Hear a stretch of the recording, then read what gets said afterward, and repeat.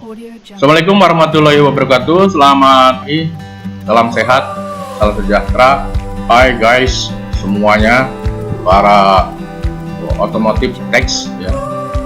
Bahwa kita akan diskusi di season ini tentang membicarakan engine kendaraan hybrid. Engine kendaraan hybrid ini kalau kita lihat ya dari teknologinya, yang pertama itu digunakan di lokomotif diesel listrik, kedua di kapal selam diesel listrik.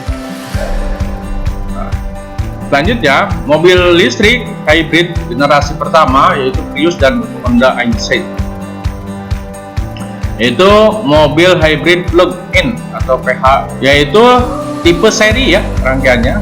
Itu motor listrik itu menggerakkan roda ya, dan engine hanya untuk mengisi baterai. Jadi engine internal combustion engine itu hanya untuk mengisi baterai.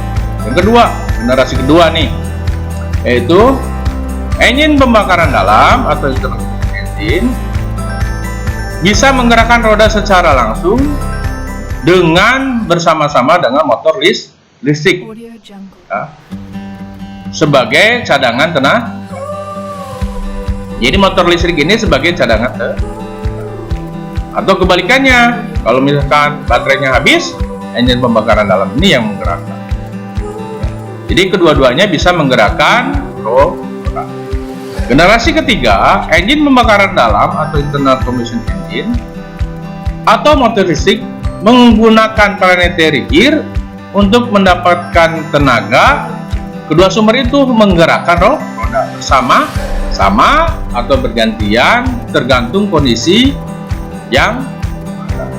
Jadi yang pertama itu engine pembakaran dalam ini hanya sebagai menggerakkan generator, menghasilkan listrik, simpan di baterai baterai ini akan diteruskan listriknya ke motor listrik menggerakkan roda. Itu yang generasi pertama. Generasi kedua, engine pembakaran dalam menggerakkan roda secara langsung dan motor listrik sebagai cadangan, atau kebalikannya, motor listrik hanya menggerakkan pada start awal, dilanjutkan dengan engine pembakaran dalam.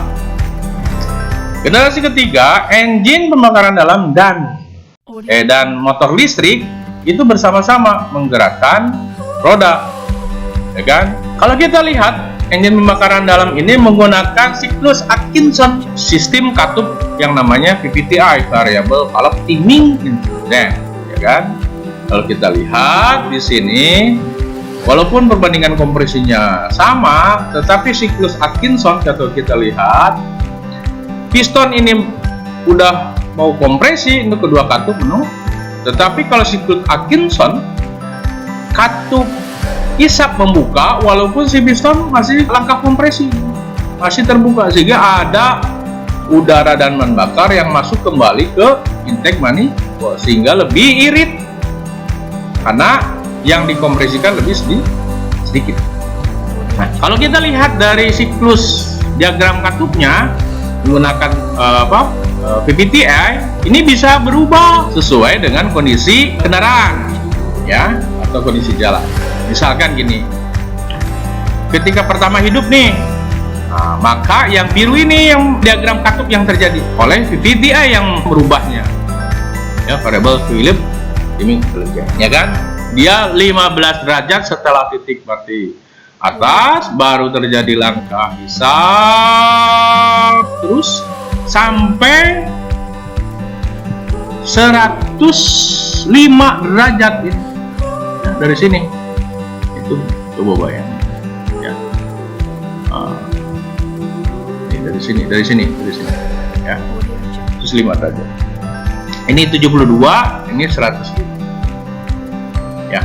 Nih artinya ini di sini langkah isap, piston naik ke atas, atau isap masih membuka di sini, sehingga langkah kompresi yang terjadi hanya sebentar. Dan 180 kurangi 105 berarti hanya 75 derajat.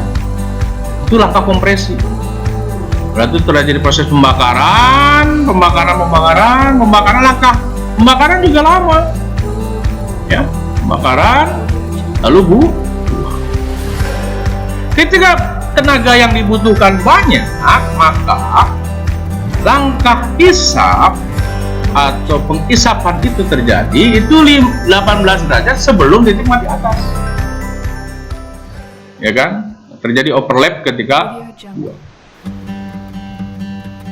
dan dia 72 derajat, berarti langkah kompresi akan semakin panjang langkahnya, sehingga tenaga yang dihasilkan lebih besar. Seperti itu. Oke, kita lanjut.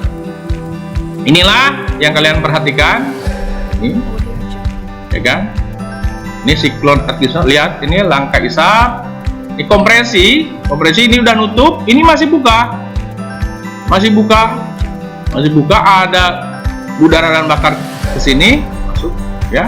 Lalu langkah kompresi. Jadi langkah kompresinya sebentar, tapi tenaga yang dihasilkan sama, ya. Nah, itulah bedanya siklus Otto konvensional dengan Atkinson. Oke, sehingga,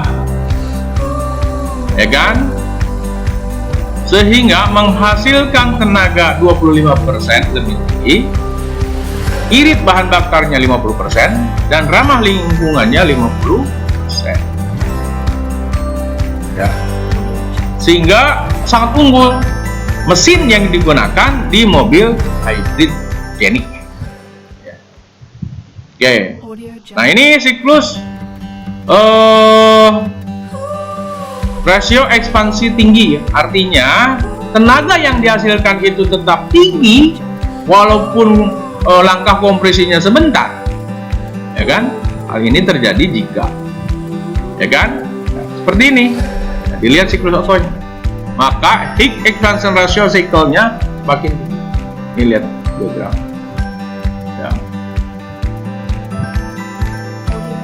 Sehingga langkah ekspansinya lebih bagus, lebih besar, ya, tenaganya, tuh lihat, lebih tinggi dibanding yang konvensional. Ya. Ini yang konvensional, ini yang rasio cycle. Ini adalah exhaust loss compressionnya, ya kan? Kita lihat itu lebih sedikit dibanding dengan konvensional. Nah, ini. Kalau ini diagram dari PPTI-nya, sehingga yang tadi hubungan dengan yang tadi, yang ini. Ini diagram ini yang kuning dengan yang hijau ini jadi intake valve-nya itu bisa berubah-ubah, ya, lebih lama atau lebih sebentar, itu karena ada PPTI. Pak, PPTI gimana? Nanti lagi kita pelajari, oke?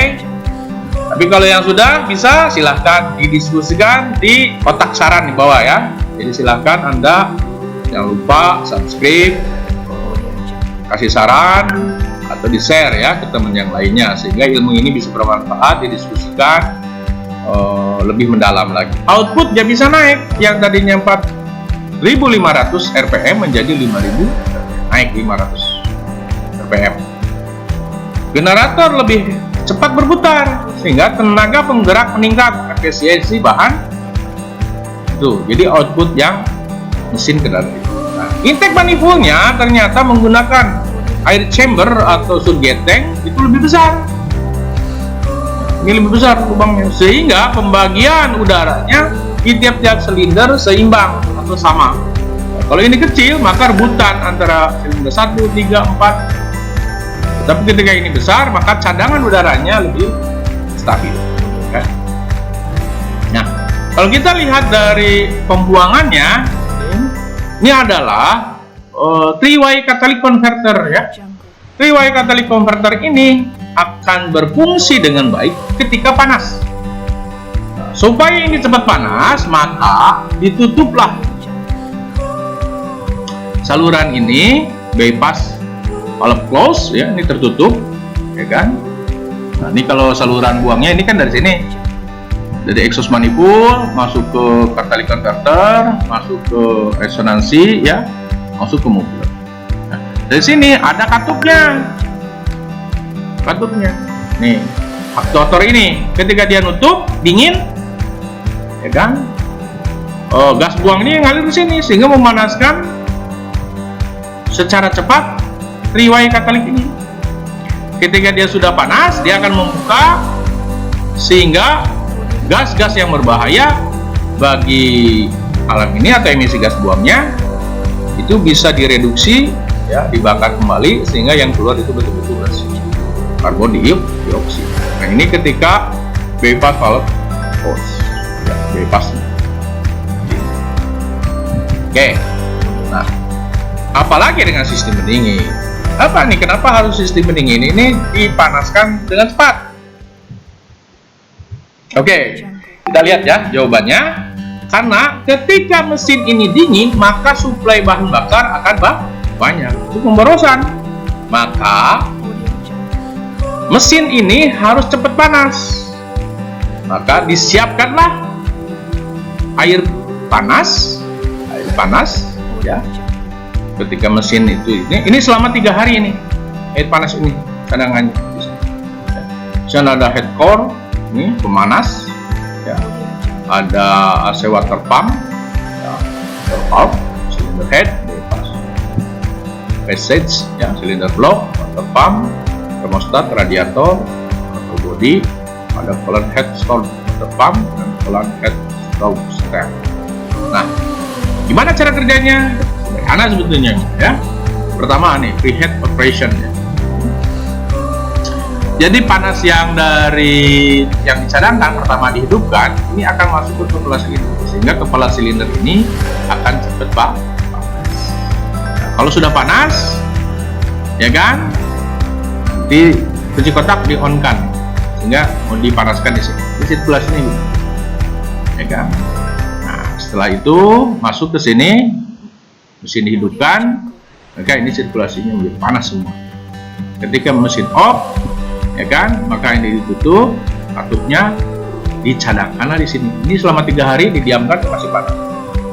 Oke, sehingga mesin cepat panas menuju suhu kerja, ya, sehingga bisa lebih irit bahan bakar. Nah, terus ini fuel gauge ini pelampungnya naik turun nih di batangnya, ya kan. Kalau yang lama, versi lama itu kan seperti pelampung karburator, ya, karburator, dan terkena goyangan kendaraan atau jalan dia berubah naik turun. Tetapi kalau ini tidak, nah, itu lebih stabil, ya. Itu microswitch-nya, terus ini guide. Oke, ya, jangan lupa subscribe, komentarnya, ya, kirim saran, kritik, penting sopan di diskusi ini. Jangan lupa juga kirim ke teman atau sahabat.